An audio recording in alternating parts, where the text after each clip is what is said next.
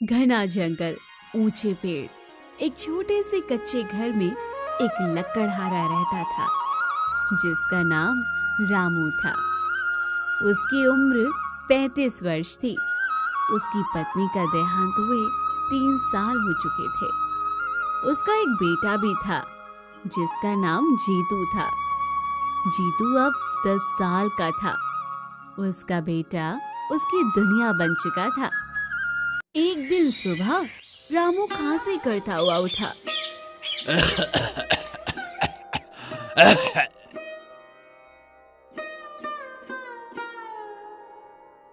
बाबा, आपको फिर से खांसी हो रही है। आप रोज ऐसे ही परेशान होते हो। चलो ना, आज मैं जंगल से लकड़ी ले आऊं, आप आराम कर लो। नहीं रे, तू अभी छोटा है बेटा। जंगल का रास्ता आसान नहीं होता। कांटे भी है, ढलान भी है और जानवरों का डर भी रहता है।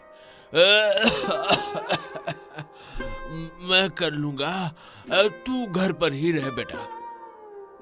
बाबा, मैं छोटा तो हूँ पर आपके साथ रहकर सब सीख लूंगा। और जब बड़े जंगल में आप अकेले जाते हो तब मुझे भी चिंता होती है। बड़ा तो मैं भी आपके साथ ही होऊंगा ना बाबा। आज मुझे जाने दो, मैं संभाल लूंगा। रामू ये सुन मुस्कुराया और बोला, अच्छा, इतना बड़ा हो गया है तू, है? चल फिर आज मेरे साथ चल, लेकिन ध्यान रखना बेटा, पहले मेरे पीछे पीछे ही चलना और कोई भी जोखिम वाली चीज देखकर मुझसे पहले हाथ मत डालना बेटा। ठीक है बाबा, आज मैं पूरी सावधानी रखूंगा, बस आप धीरे चलना। दिन बीतते गए। जीतू 15 साल का हो गया।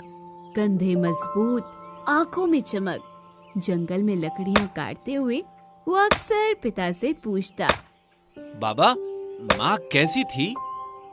बहुत शांत, तुझ पर ही गई है। अगर होती तो आज बहुत खुश होती। क्या वो मुझे कभी गोद में खिलाती होगी बाबा? अरे हाँ बेटा, बहुत खिलाया तुझे। तू तो उनका लाडला था बेटा।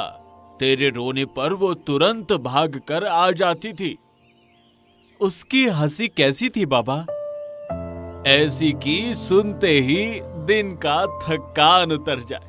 पूरे घर में उजाला भर जाता था बेटा उसकी हंसी से।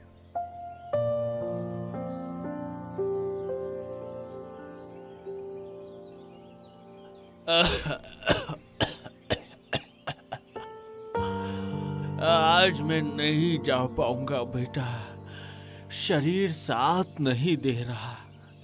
तो थोड़ा ही लाना, संभल कर जाना बेटा और जल्दी लौट आना।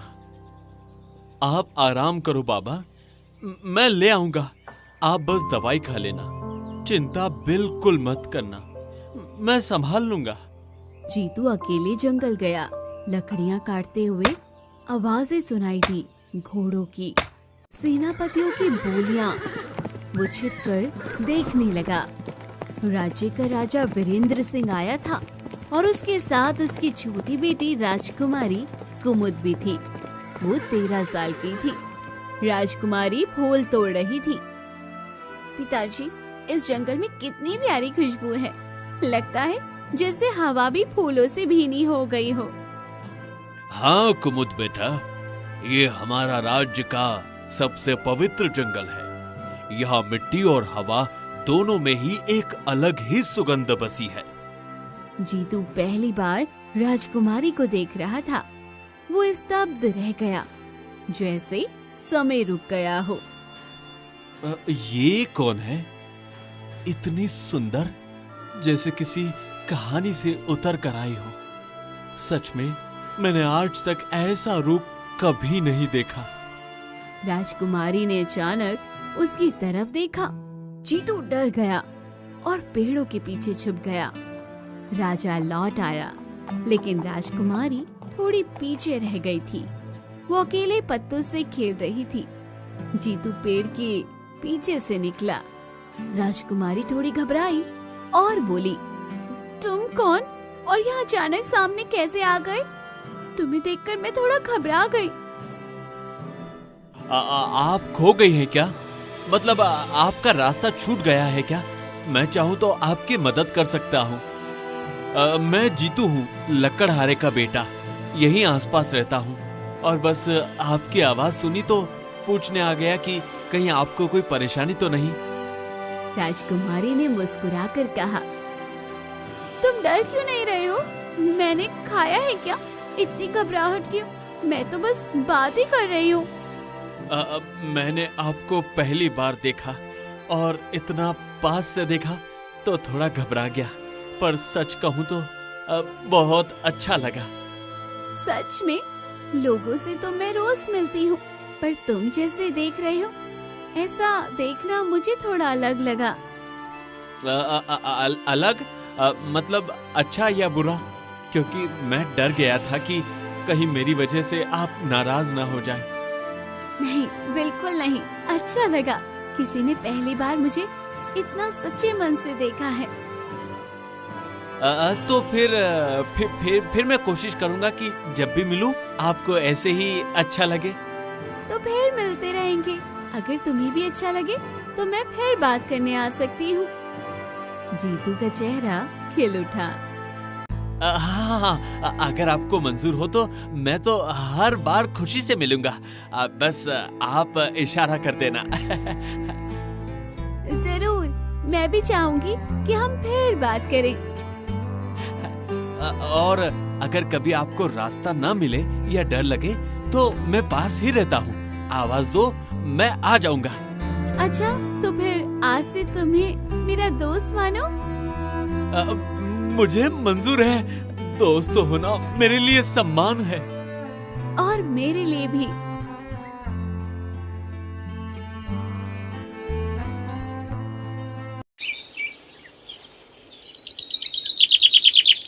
अगले दिन जीतू ने सोचा, मैं राजकुमारी से कैसे मिलूं? वो तो महल में रहती है और मैं तो बस एक साधारण लकड़हारे का बेटा हूँ। हाँ? वो जंगल में इंतजार करता रहा। थोड़ी देर में राजकुमारी वहां आ गई। मैं कुछ कह रहा था आपसे। क्या मैं कभी महल आ सकता हूँ? मतलब क्या वहाँ मेरे जैसे को अंदर जाने देंगे? तुम लकड़हारे का बेटा? हाँ, आ सकते हो अगर तुम डरते नहीं हो और मिलने की हिम्मत रखो। लेकिन महल में पहरेदार हैं, वो मुझे देखते ही रोक लेंगे। शायद बाहर ही खड़ा रहने को कह दे। अभी नहीं पता चलेगा, और जब पता चलेगा तब मैं संभाल लूंगी। पर अगर राजा को पता चल गया तो वो तो बहुत गुस्सा होंगे। जीतू, अगर मुझे परेशानी होती तो क्या मैं खुद तुम्हें रास्ता बताती? मैं चाहती हूँ कि तुम आओ। अच्छा, तो फिर मैं आऊंगा दोपहर में। पर अगर मैं डर गया तो मैं तुम्हें पहले ही हिम्मत दूंगी। और अगर और डर लगे तो बस याद करना कि मैं वही तुम्हारा इंतजार कर रही हूँ। बस आपकी यही बात मुझे हिम्मत दे देती है। तो फिर तय रहा, तुम आओगे और मैं इंतजार करूंगी।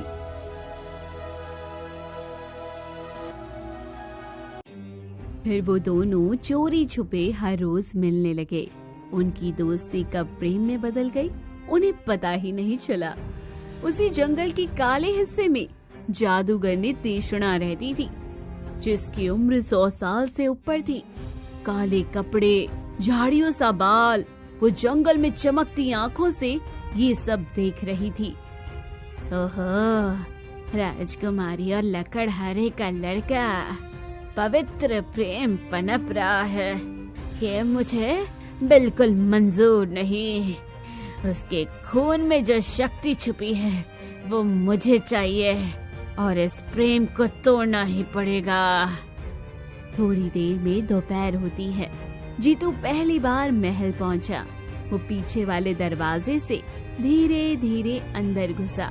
राजकुमारी उसके इंतजार में थी। तुम आ गए, डर तो नहीं लगा? महल में पहली बार आने वाले अक्सर घबरा जाते हैं। थोड़ा तो लगा, पर आप थी इसलिए हिम्मत आ गई। नहीं तो शायद दरवाजे से ही लौट जाता।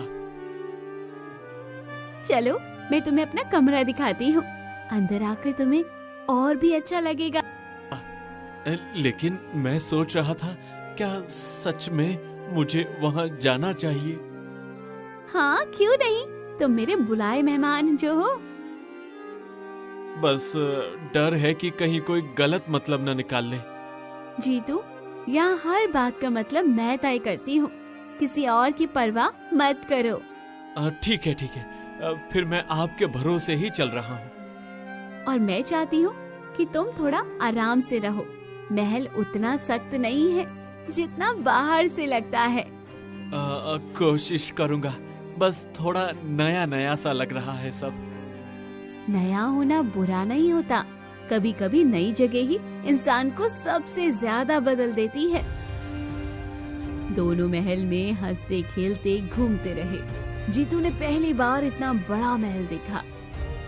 अगर राजा देख लेंगे तो पता नहीं क्या सोचेंगे। मुझे तो डर है कि कहीं मुझे बाहर न निकलवा दे।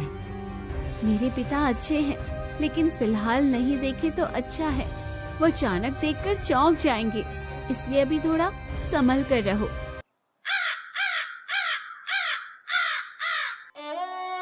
जंगल में एक दिन वृद्ध साधु आए। साधु की उम्र 70 साल की थी। राजकुमारी उनके चरण छूती है।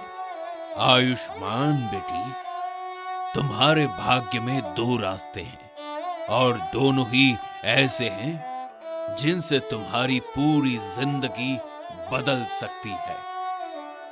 कैसे रास्ते बाबा? कृपया साफ साफ बताइए, मैं समझना चाहती हूँ कि आप क्या कहना चाहते हैं। पहला रास्ता सुख का रास्ता, जिसमें आलीशान जीवन, आराम, वैभव और शक्ति है। दूसरा रास्ता कठिन, जिसमें संघर्ष, दर्द और खतरे छुपे हैं, पर वही सच्चे प्रेम का मार्ग भी है। मुझे कौन सा चुनना होगा बाबा? क्या ये चुनाव मुझे अभी करना पड़ेगा या समय आने पर समझ जाएगा? जिस दिन तेरे प्रेम की परीक्षा होगी, उसी दिन तू जान जाएगी कि कौन सा रास्ता तुझे चुनना है। साधु की बात सुनकर कुमुद चुप हो गई। जीतू भी चिंतित हुआ। सालों बीत गए। कुमुद अब 17 साल की है, जीतू 19 साल का। दोनों रोज जंगल में मिलते। जीतू, तुम बदल गए हो, अब तो बिल्कुल वीर लगते हो। पहले जैसे लड़खड़ाते थे, अब तो कदम भी मजबूत हो गए हैं। तुम्हें देखकर लगता है जैसे तुम किसी लड़ाई के लिए तैयार हो। तुम भी रानी लगती हो, पर डर लगता है राजा को पता चल गया तो वो गुस्से में कुछ भी कर सकते हैं। मैं बस यही सोचकर घबरा जाता हूँ कि कहीं तुम्हें कोई तकलीफ न हो जाए। मैं संभाल लूंगी, तुम बेवजह डरते हो। अगर मैं तुम्हारे साथ खड़ी हूँ तो बाकी चीजों की चिंता मत करो। जो होगा हम दोनों मिलकर देख लेंगे।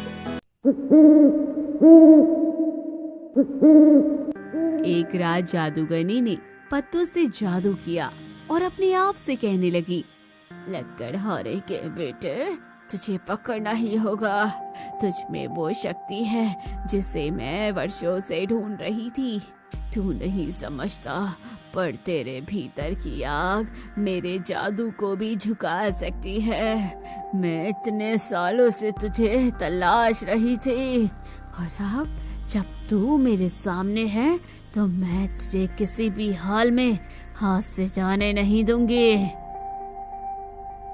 अगले दिन जब जीतू जंगल में आया, जादूगरनी पेड़ से निकल पड़ी। कहाँ जा रहा है प्यारे लड़के? इतने छिपकर चलने से क्या होगा? मुझे तो तेरी चाल भी दूर से पहचान में आ जाती है। तुम कौन हो? अचानक सामने आकर इस तरह रास्ता क्यों रोक रही हो? तुम्हारी आवाज और अंदाज दोनों अजीब लग रहे हैं। साफ साफ बताओ, क्या चाहती हो? तेरी किस्मत, और किस्मत से कोई नहीं बच सकता। तू चाहे माने या ना माने, पर अब तू मेरे रास्ते में आ चुका है। उसने मंत्र पढ़ा, हवा तेज चली, पत्ते उड़ने लगे। जीतू चिल्लाया, कुमुद बचाओ, मुझे बचाओ। और वो बेहोश होकर जादूगरनी की गुफा में खिंच गया। राजकुमारी जंगल पहुंची पर जीतू कहीं नहीं था। वो दौड़ती हुई साधु के पास गई और कहा, बाबा जीतू गायब है, मुझे बताइए वो कहाँ है। मैं हर जगह भागती रही पर उसका कोई नामो निशान नहीं मिला। साधु ने आंखें बंद की। तृष्णा जादूगरनी उसे ले गई है। उसकी नजर बहुत तेज है और उसकी मंशा और भी गहरी। वो उसी आत्मा को पकड़ती है जिसमें असाधारण शक्ति छिपी होती है और जीतू उसकी नजर में आ चुका है। मैं उसे बचाऊंगी कैसे मुझे समझ नहीं आ रहा, लेकिन मैं हाथ पर हाथ रखकर नहीं बैठ सकती। आप कोई मार्ग बताइए, मैं हर मुश्किल सह लूंगी, बस उसे वापस लाना है। 2 रास्ते। पहला रास्ता सरल है, तुम राजकुमारी रहो, महल में बैठो और सुरक्षित रहो। दूसरा रास्ता कठिन है, जंगल, अंधेरा, जादूगरनी और दर्द। पर उसी कठिन रास्ते पर प्रेम मिलेगा और वही तुम्हें जीतू तक पहुंचाने की राह भी दिखाएगा। मैं दूसरा रास्ता चुनती हूँ, चाहे कितना भी जोखिम हो, चाहे जितना भी अंधेरा मिले, मैं उसके लिए सब कुछ सहने को तैयार हूँ। जीतू जागा तो खुद को लोहे की जंजीरों में पाया। मुझे छोड़ दो, ये जंजीरें क्यों बांधी है? मैं तुम्हें नहीं जानता, ना ही मैंने तुम्हारा कोई दोष किया है। मुझे यहाँ कैद में रखने का कोई हक नहीं है तुम्हें। तेरे खून में पुरानी शक्ति है। तेरे पिता किसी समय में वनवंश के रक्षक थे। मुझे वो शक्ति चाहिए जीतू। तू चाहे इनकार करे, पर तेरे भीतर वही ताकत बह रही है जिसकी मुझे सदियों से तलाश थी, और अब मैं तुझे यूं ही नहीं जाने दूंगी। मैं कुछ नहीं जानता। तुम चाहे कितना भी कहो, मुझे अपने पिता की ताकत, वंश और जादू के बारे में कुछ भी समझ नहीं है। मुझे बस आजादी चाहिए, बस इतना ही। कुमुद अकेले जंगल में निकली थी। कांटे, अंधेरा, जंगली जानवर। वो पैर काटते हुए भी आगे बढ़ती रही। जीतू, मैं आ रही हूँ।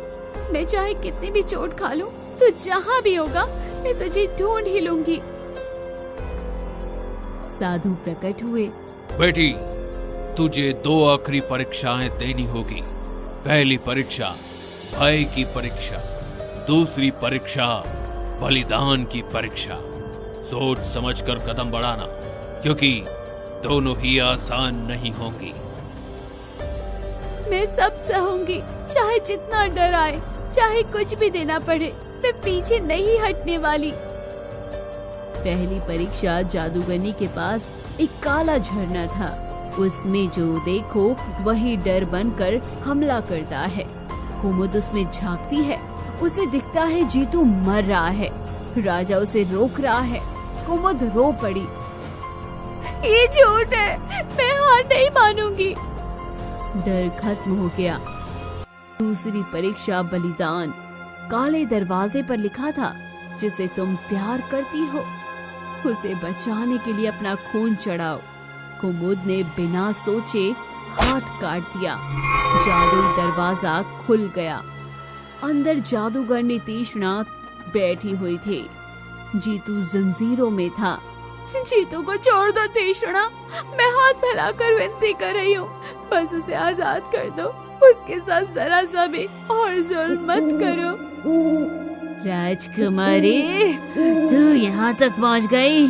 खून बहाया, दर्द सहा, पर बता तो सही, आखिर क्या दे सकती है तू? मुझे ऐसा क्या दे सकती है तेरे पास जिसकी कीमत जीतू की जान हो? अपनी जान भी दे सकती हूँ तृष्णा, सच कहती हूँ। अगर मेरी सांसें रुकने से जीतू की एक सांस भी बचती है तो मैं बिना सोचे अपना सब कुछ तेरे हवाले कर दूंगी। अच्छा, तो आज बलिदान की रात है राजकुमारी।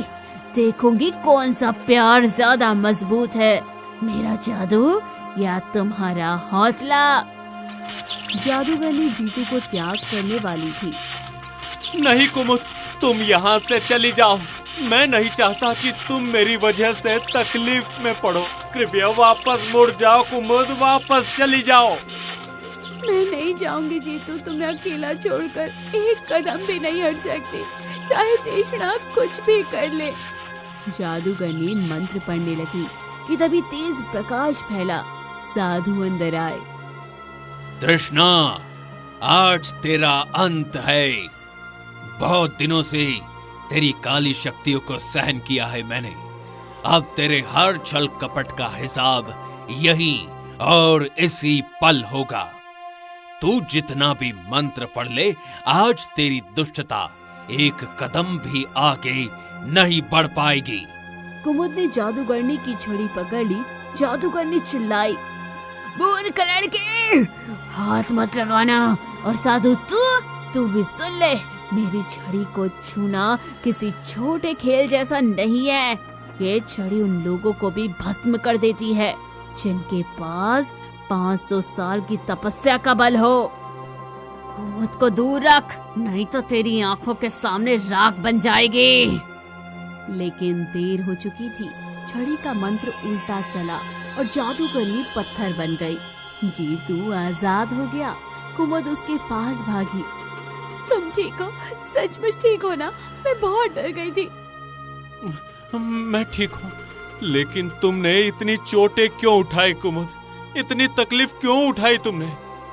क्योंकि मैं तुमसे प्रेम करती हूँ, बहुत गहरा प्रेम करती हूँ जीतू। तुम्हें खोने का डर ही मुझे यहाँ खींच लाया। जीतू ने उसका हाथ पकड़ लिया। राजा को सब पता चला। वो क्रोधित होकर बोला, राजकुमारी और लकड़हारे का बेटा, यह असंभव है, कभी नहीं। तुम मेरी बेटी होकर ऐसा चुनाव नहीं कर सकती। पिताजी, मैंने जीतू की जान बचाई है, अपनी जान जोखिम में डालकर। अगर ये प्रेम आपको गलत लगता है तो फिर मैं भी गलत हूँ और मैं अपने इस निर्णय से पीछे नहीं हटूंगी। राजा कुछ देर चुप रहा। साधु ने कहा, जिस प्रेम की परीक्षा खून से हो, उस पर कोई राज सिंहासन भारी नहीं। जिस प्रेम में दर्द सहकर भी साथ निभाने का वचन हो, उसे कोई शक्ति नहीं तोड़ सकती। राजा पिघल गया। अगर मेरी बेटी उससे सच्चा प्रेम करती है और उसका मन उसी में अटका है, तो मैं कैसे मना कर दूं? कैसे उसके रास्ते में दीवार खड़ी कर दूं? हल में ढोल नगाड़े बजे। पूरा राज्य खुश था। जीतू राजकुमारी के सामने खड़ा था। मैं आज भी वही लकड़हारे का बेटा हूँ, चाहे मैं कितना भी बड़ा और मजबूत हो गया हूँ। मेरी जड़ें वही है, वही मिट्टी, वही जंगल और वही संघर्ष।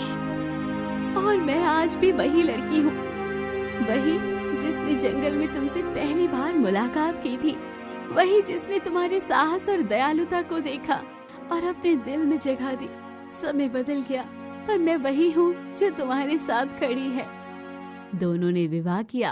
पूरा राज्य गूंज उठा। राजकुमारी कुमुद और राजकुमार जीतू की जय जयकार हो रही थी। जंगल अब भी खड़ा था, पर अब वो प्रेम की कहानी भी सुनता था। एक लकड़हारे के बेटे का प्रेम जिसने राजकुमारी को पाया, और एक राजकुमारी का साहस जिसने अपने प्रेम को बचाने के लिए अंधेरे से लड़ाई लड़ी। और दोस्तों, कहानी भी यहीं खत्म हुई। कैसी लगी दोस्तों, कमेंट बॉक्स में जरूर बताइए। चैनल को अभी तक सब्सक्राइब नहीं किया तो जल्दी जाकर कर लीजिए।